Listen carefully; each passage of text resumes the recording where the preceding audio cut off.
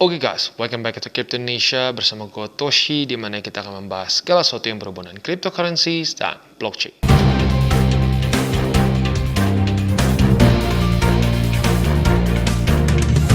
Oke, jadi pada hari ini guys, kita akan kembali membahas mengenai cryptocurrency review ya. Project yang hari ini kita akan review bernama Nusa Finance. Nah, Nusa ini adalah suatu project 3.0 yang datang dari Indonesia, yang awalnya namanya adalah Tadpole Finance. Jadi ini merupakan rebranding dari Tadpole Finance, di mana Tadpole ini sendiri sudah berjalan selama 2 tahun ke belakang ya. Fokusnya si Tadpole ini lebih ke DeFi lending market. Nah, tetapi sepertinya mereka ubah nama jadi Nusa atau rebranding karena pengen mencakup lebih besar jadi Web 3.0.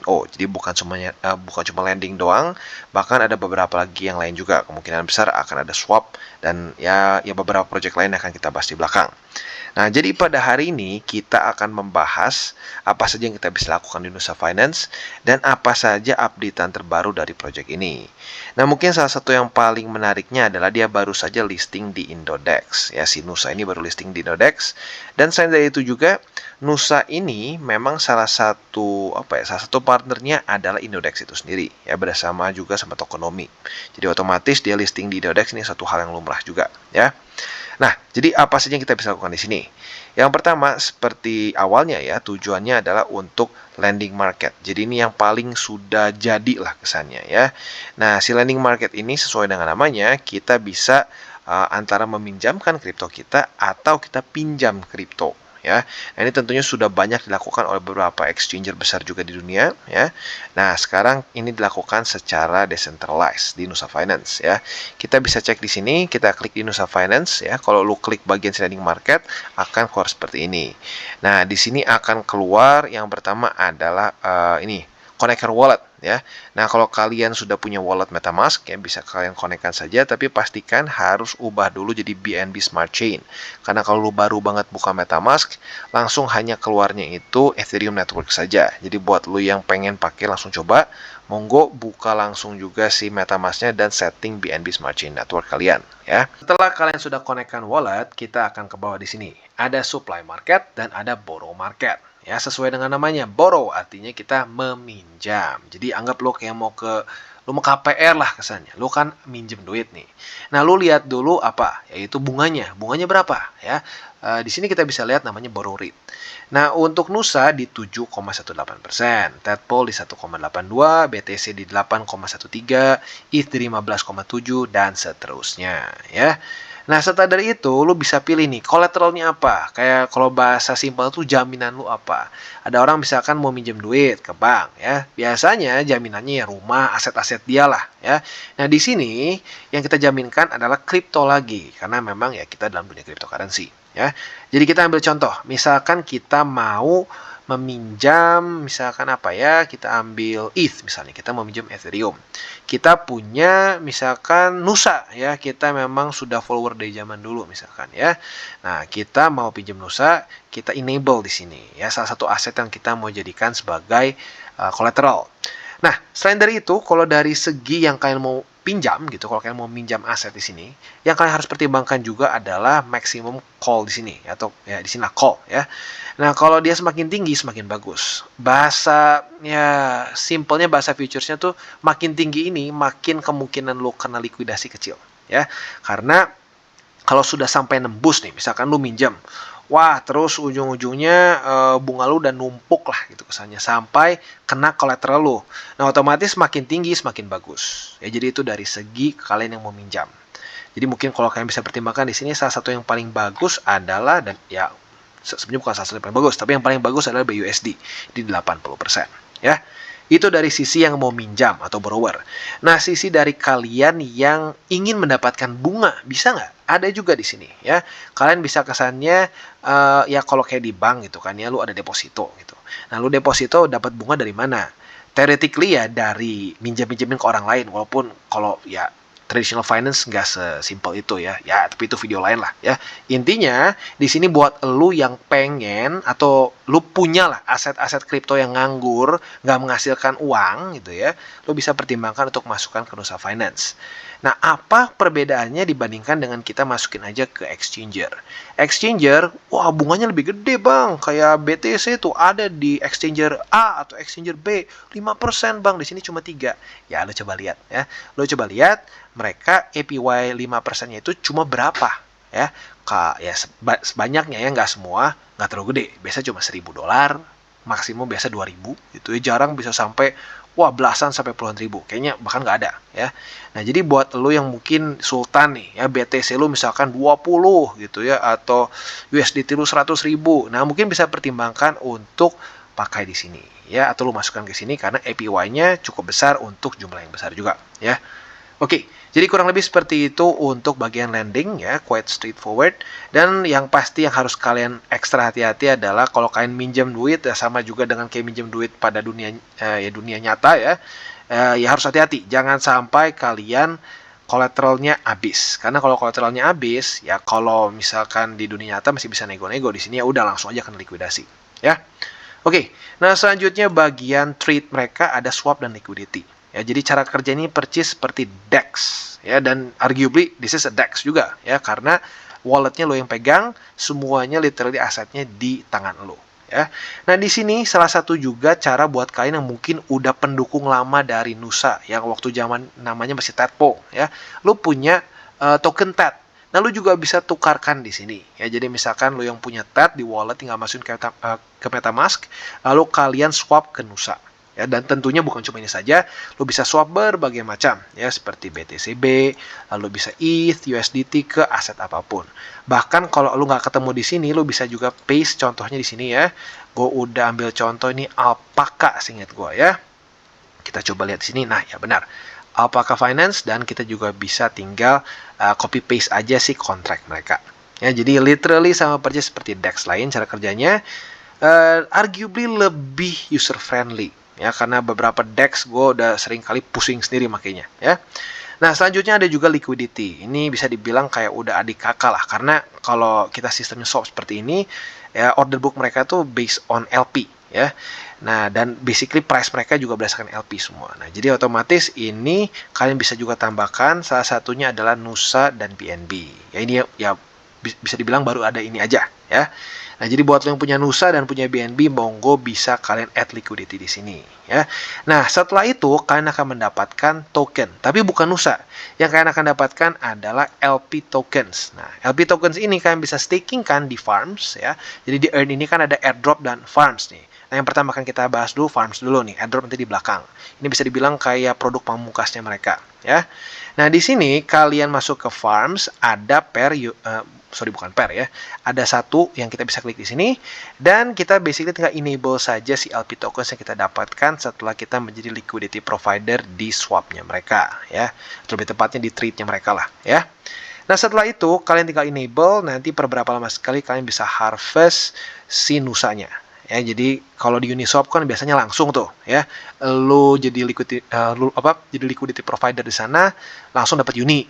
Nah, di sini two step lah. Jadi lu dapat LP tokens dulu, LP tokensnya di sini baru dapat ya. Ya sedikit berbeda lah ya, tapi intinya ujung-ujungnya bisa tetap juga diharvest di sini walaupun lebih lama. Oke, jadi kurang lebih seperti itu untuk bagian farms-nya. Nah, selanjutnya kita akan bahas mengenai airdrop. Nah, bisa dibilang seperti yang gue tadi katakan sedikit di depan, ini adalah produk yang mungkin unggulan mereka dan yang paling banyak mendapatkan attention ya. Jadi tanpa lama lagi langsung kita bahas bagian airdrop.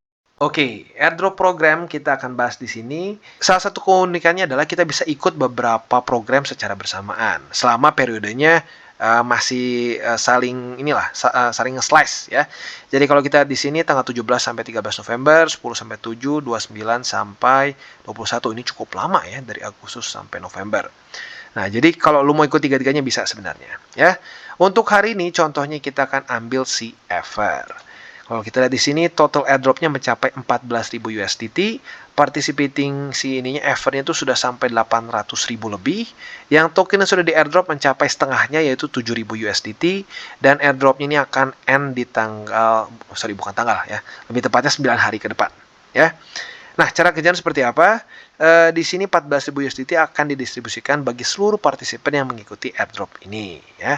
Nah, ini dibagi menjadi 4 ronde, jadi otomatis dibagikannya per seminggu sekali ya. Nah, caranya gimana untuk bisa mendapatkan airdrop ini? Ya mungkin lebih tepatnya buy and hold inilah ya. Nah, kita tinggal membeli Ether dari Indodex dan kita hold token kita di wallet ya, bukan di Indodex tapi di wallet ya. Nah, setelah itu reward akan didistribusikan di akhir event.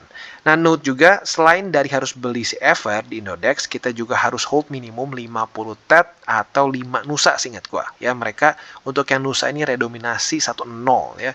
Nah, selanjutnya kita bisa juga di sini beberapa syarat dan ketentuannya, kita beli Ether dari Indodex, lalu withdraw Ether-nya ini ke wallet lo ya. Sekali lagi bukan taruh di Indodex tapi taruh di wallet lo. Register wallet lo ya, tinggal masukin di sini si Ether address-nya, terus juga si TX ID dari Indodex. Jadi lu nggak bisa beli di tempat lain, ujung-ujungnya lu ngaku-ngaku ya. Jadi harus ada TX ID di Indodex. Dan setelah itu kita bisa lihat minimumnya untuk kita di event ini adalah harus menghold 500 Ether, maksimum di 2000 Ether ya. Nah, selanjutnya kita hold si Ether ini bersama 50 TED atau 5 Nusa, minimum ya itu nggak harus sekecil itu ya, tergantung kalau banyak pakai si Nusa ya boleh lebih banyak juga, pokoknya minimum segitu. Kalau lebih rendah nggak bisa ya, karena akan ada balance snapshot yang diambil setiap harinya.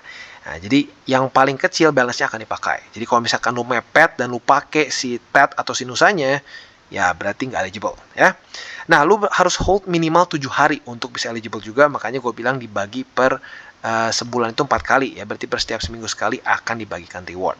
Nah, USDT token ini akan didistribusikan berdasarkan berapa banyak Ether token yang lu masukkan untuk event ini. Jadi semakin besar, ya otomatis semakin besar juga si hasil dari airdropnya ya.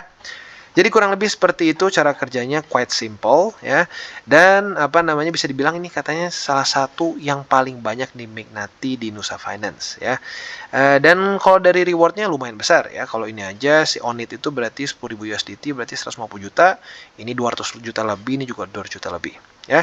Jadi buat lo yang tertarik, monggo bisa tinggal buka MetaMask kalian, lalu tinggal buka Polygon ya, dan tinggal langsung aja mulai langsung di sini ya. Jadi kurang lebih seperti itu untuk Nusa. Oke, jadi sekarang kita akan bahas dulu background dari Nusa itu sendiri. Ya, jadi seperti yang kita bisa lihat, yang pertama kita akan bahas adalah sejarah dari Nusa. Seperti yang gue bilang, proyek ini sudah berjalan, atau lebih tepatnya tadpole ya. Tadpole sudah berjalan 2 tahun ke belakang. Jadi pada Oktober 2020, Indodex dan Tokonomi menginisiasikan satu proyek yang bernama Tadpole Finance. Nah, Tadpole Finance ini tujuan awalnya adalah menjadi satu open source platform yang memprovide decentralized finance services untuk savings dan lending. Ya, jadi lagi-lagi tujuan awalnya adalah lebih ke DeFi project ya. Nah, seperti yang kita tahu di sini, founder dari Tadpole Finance adalah William Sutanto dan Oscar Darmawan. Oscar Darmawan juga adalah founder dan juga CEO dari Indodex. Makanya gue bilang mereka punya hubungan cukup ketat dengan Indodex in general ya. Nah, jadi tujuan dari Tadpole Finance ini pada awalnya adalah membridge satu obstacle ini dengan memprovide open lending market di mana semua BEP20 tokens bisa listing di Tadpole Finance ini untuk mendapatkan lending market. Ya, itu tujuan awalnya. Nah, tetapi setelah 2 tahun berkembang, ya kita bisa lihat si Tadpole ini bisa dibilang cukup, ya bisa dibilang lumayan lah ya, lumayan besar. TVL mereka mencapai 8 juta US dollars pada 2021 dan memprovide lebih dari 10 tokens yang available untuk lending dan borrowing. Nah, sekarang pertanyaannya kenapa berubah menjadi Nusa namanya? Nah, ini dimulai karena mereka mencari CEO dan CTO waktu itu untuk Tadpole Finance. Ya, jadi mereka awalnya mencari untuk Tadpole. Nah, yang mereka dapatkan adalah Wildan Ramadan dan Ivan Wijaya. Setelah diskusi yang panjang dengan tim, mereka sepertinya merasa bahwa kayaknya kita harus rebranding. Ya, karena mulai bergeser bukan hanya dari DeFi project saja, tapi mulai geser ke Web 3.0 yang ingin membuat satu ekosistem yang lebih besar. Nah, beberapa alasan dari branding adalah yang pertama, mereka memiliki satu visi dan misi yang baru untuk si Nusa ini. Dan yang kedua, Tadpole Finance ini adalah nama untuk DeFi project. Makanya karena mereka ingin berubah menjadi ke Web 3.0, mereka sekalian ganti nama. Ya. Dan yang terakhir adalah mereka ingin mengupdate roadmap dan juga mengadjust tokenomics baru mereka. Ya. Nah, ini adalah visi dan misi dari si Nusa. Visinya mereka ini ingin mengenable accessible Web 3.0 experience untuk local dan global user.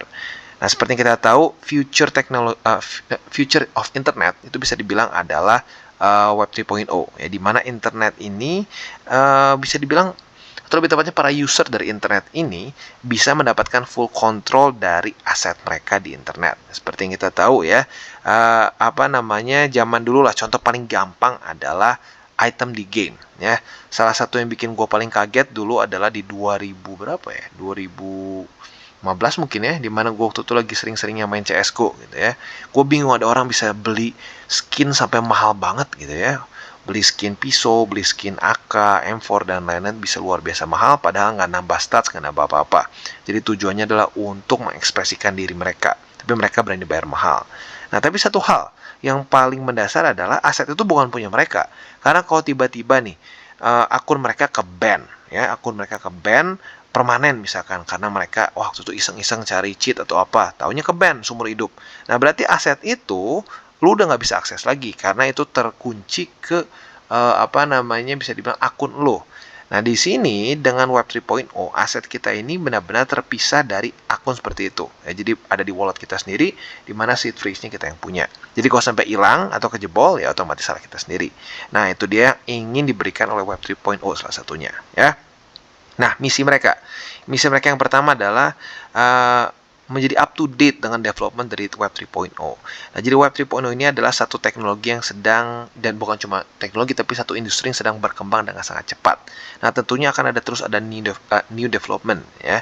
Nah, di sini sebagai menjadi pionir Web 3.0 platform di Indonesia, si Nusa ini berkomitmen ingin menjadi Web 3.0 development Indonesia yang paling up to date ya. Nah, selanjutnya mereka ingin inovasi blockchain teknologi juga, dan penggunaannya dalam industri ya yang lain mungkin lah ya. Nah, di sini kita bisa lihat si Web 3.0 teknologi ini paling baru ini dipakai untuk menyelesaikan berbagai macam permasalahan konvensional ya, seperti transparansi, immutability, dan decentralization. Nah, jadi ya mungkin salah satu contohnya yang membuat satu ledger yang benar-benar nggak bisa dioprek-oprek. Kesannya kalau sudah dimasukin data itu nggak bisa diubah lagi. Nah, tentunya berguna untuk kita yang ingin dalam tanda kutip audit ya. Nah, selanjutnya mereka juga meng-create simple, informatif, dan juga user friendly Web 3.0. Nah, ini penting juga. Karena kenapa? Ya, salah satu barrier terbesar yang gue juga sering bahas di di channel kita adalah mengenai DeFi dan Web 3.0 adalah mereka yang kurang user friendly. Jadi seringkali kita bingung ini gimana sih, connect wallet aja susah, terus step by stepnya itu repot. Nah, mereka di sini ingin membuat satu platform yang simple dan user friendly ya.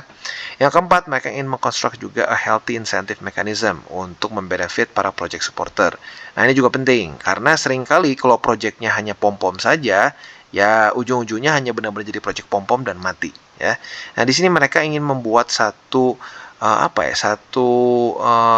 fondasi yang lebih sustainable ya. Jadi bisnis modelnya benar-benar bisa menguntungkan semua orang, bukan hanya orang-orang tertentu saja. Ya, jadi tujuannya adalah untuk membuat satu bisnis model yang bisa buat masa depan, bukan cuma hanya yang penting ya sebulan 2 bulan kumpulin pump and dump terus mati ya. Jadi kurang lebih seperti itu gambaran dari Nusa ya, visi misi mereka baru dan visi misi mereka yang baru ya, dan juga kenapa mereka ganti nama menjadi Nusa ya. Jadi kurang lebih seperti itu, dan selanjutnya kita akan bahas lebih detail seperti apa roadmap dari Nusa ini sendiri. Oke, dan selanjutnya kita akan bahas mengenai roadmap dari Nusa. Ya, jadi yang kita bisa di sini sudah ada beberapa development yang sudah di checklist ya. Nah, seperti kita bisa lihat si platformnya sudah live tanggal 31 Oktober kemarin. Jadi umurnya lumayan ya, baru beberapa hari saja. Nah, selain itu juga sudah bisa migration dari TED ke Nusa seperti tadi yang gue sudah contohkan ya. Kita sudah bisa langsung transaksi atau lebih tepatnya swap dari TED ke Nusa di bagian swapnya mereka ya di sini. Nah, lalu setelah itu juga kita bisa lihat ada liquidity pools di sini dan juga ada LP token seperti penjelasan kita tadi di belakang. Overall seperti itu penjelasannya ya. Dan kita ada juga distribution program. Nah, distribution program ini akan terus berjalan juga sesuai dengan features-features yang mereka terus berkembang. Ya, jadi semakin banyak features yang kita pakai juga akan semakin banyak juga distribusi yang kita dapatkan. Intinya kayak ya inilah distribution program ini dibagikan bagi orang-orang yang loyal terhadap ekosistem dari Nusa. Ya. Nah, kuartal 1 2023 mereka rencananya akan membuat suatu form dari Nusa Token yang baru untuk proof of users. Nah, di sini tujuannya adalah untuk partisipasi dalam Nusa Governance Program. Nah, Nusa Governance Program ini tujuannya adalah ya intinya untuk mereka mendesentralisasikan ya pilihan ya ke depannya mau seperti apa. Nggak cuma langsung dari satu CEO harus kayak gini ya. Ya intinya ya sesuai dengan governance token-token lain juga lah ya. Nah, di sini untuk kita bisa mendapatkan governance program ini, kita harus merequire untuk lock Nusa token kita untuk mendapatkan protokol reward. Lagi-lagi ada monetary gain-nya juga ya. Nah, setelah itu akan juga ada NFT marketplace. Ini basically ya sama kayak kita OpenSea lah kurang lebih ya, di mana kita bisa beli, jual, dan juga mint our own NFT. Dan setelah itu juga akan ada NFT Launchpad ya, di mana di sini kita bisa melakukan atau lebih tepatnya meluncurkan program-program NFT yang mungkin basisnya BP20 atau BSC ya. Kuartal 2 2023 akan meluncurkan Nusa Wallet ya. Jadi basically mungkin ya kalau udah sampai nanti di sini mereka akan lebih prefer untuk lu menggunakan Nusa Wallet dibandingkan dengan MetaMask. Ya semoga saja lebih user friendly karena jujurnya MetaMask not the most user friendly ya. Menurut gue lebih enakan Trust Wallet ya. Nah, selanjutnya ada juga Nusa Mobile Apps. Ini basically lu bisa melakukan semua yang lo lakukan di websitenya versi app ya. Ya tentunya buat lu yang banyaknya pakai HP, otomatis kalau lu buka di sini ya otomatis lebih enakan kalau ada app-nya lah, kasarnya seperti itu. Nah, selanjutnya akan juga ada crypto solution untuk fiat ya. Jadi di sini salah satu yang menjadi kendala dari Web 3.0 adalah orang-orang yang mungkin masih baru ya, cenderung baru dan nggak terlalu teknologi savvy ya. Nah, otomatis buat orang-orang yang masih semuanya di fiat duitnya ya, belum punya kripto dan lain-lain, akan cenderung sulit kalau diajarin harus beli dulu di exchanger, kirim dulu ke wallet, bla bla bla bla. Nah, di sini mereka ingin ada langsung payment gateway yang bisa langsung masuk ke si Nusa Finance ini, which is good, yaitu akan membantu adopsi. Oke, jadi kurang lebih seperti itu gambarannya ya, dan lagi-lagi sesuai dengan namanya ya, mereka ya bukan namanya tapi sesuai dengan tujuannya mereka ganti nama ya dari Tadpole yang hanya fokusnya DeFi saja ya, dan memang pas di 2020 itu kan lagi demam DeFi itu. Nah, sekarang mereka benar-benar berubah menjadi Web 3.0, nggak hanya DeFi saja tapi mereka bisa melakukan banyak hal di sini ya. Nah, jadi semoga saja semuanya bisa berjalan dengan lancar dan juga mereka bisa bikin lebih user friendly. For now sih, kalau gue bandingkan dengan beberapa DEX lain, jujurnya ini lebih user friendly dan lebih cenderung intuitif lah. Oh, tinggal klik-klik. Kalau gue pribadi dulu waktu pertama kali nyobain kayak Uniswap gitu, Pancake ya, terutama Pancake lah. Uniswap gue nggak terlalu sering. Pancake gitu berapa kali kayak ini di mana gitu ya, kayak nggak terlalu intuitif. Di sini jujurnya Nusa Finance menurut gue pribadi ya lebih user friendly. Nah, semoga saja nanti wallet mereka juga akan lebih user friendly juga daripada MetaMask dan mungkin nanti bisa diadopsi oleh banyak orang ya. Jadi kurang lebih seperti itu untuk Nusa Finance. Dan buat kalian yang belum nonton DCWT atau Daily Charting with Toshi, bisa klik di sini, di mana kita akan daily chart your favorite cryptocurrencies. Dan buat lo yang mungkin masih bingung cara baca chart, candles, dan hal-hal mendasar lain, bisa juga klik di sini, ada tutorials with Toshi. Dan buat lo yang ingin mensupport DCI, ya, lo bisa cek link referral kita di bawah dan treat dengan link tersebut. Ya, lagi-lagi bebas ya, mau silahkan, tidak juga nggak apa-apa. Dan jangan lupa juga untuk join Telegram group kita di mana kita bisa ngobrol-ngobrol santai mengenai dunia cryptocurrency secara dua arah. So jangan lupa untuk like, subscribe, click the bell icon, and see you on the next video.